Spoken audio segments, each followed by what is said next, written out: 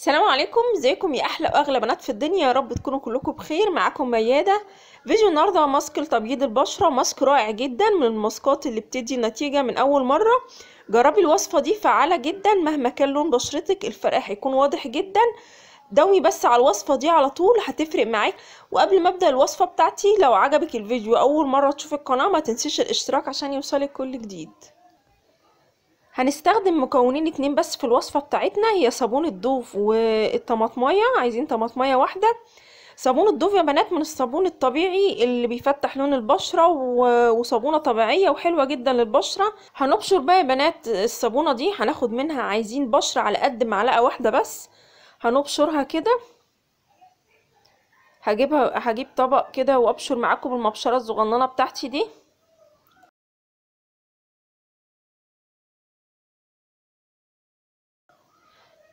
بس كده انا محتاجة معلقة واحدة.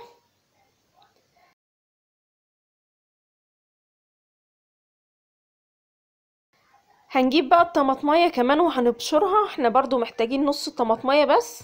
هنقطع الطماطمية دي كده بالسكينة، وهجيب طبق وابشرها برضو. هبشرها كده بنات.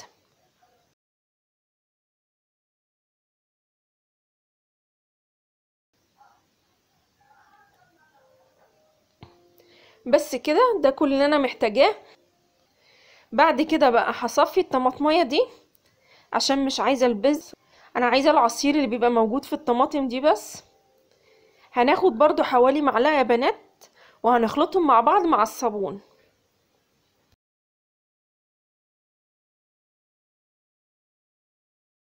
الوصفة دي يا بنات هايلة جدا، هتعجبك، جربيها بس انتي ومش هتندمي ان انتي جربتيها.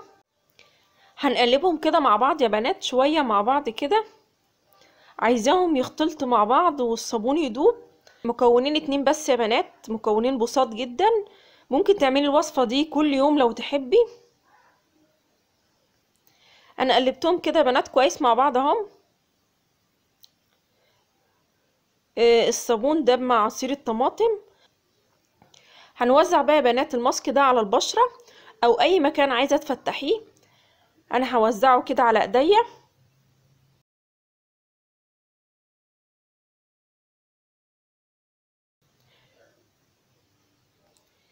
هنسيبه بقى على البشرة حوالي ربع ساعة.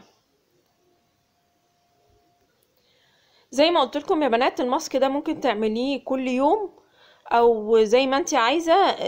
مش هيضر بشرتك خالص، ماسك طبيعي ما فيهوش اي مشكلة. وممكن كمان تحطيه حوالين العين لو ما عندكيش حساسية.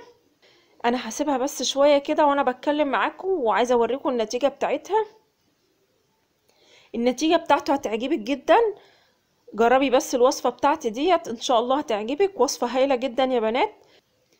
انا عشان ما اطولش عليكم همسحها انا دلوقتي كده واوريكم برضو ان انا يعني حطيتها شويه صغيرين، وبرضو في فرق هيبقى واضح جدا. همسحها معاكم كده بالمناديل بتاعت ازاله المكياج. همسحها كده كويس يا بنات. هشيل الاثر بتاع الماسك بتاعنا ده خالص. شايفين يا بنات معايا الفرق؟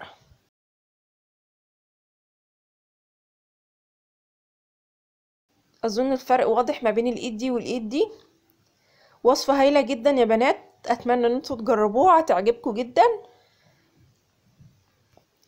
لو الوصفة دي عجبتك وأول مرة تشوفي القناة، ما تنسيش الاشتراك عشان يوصلك كل جديد.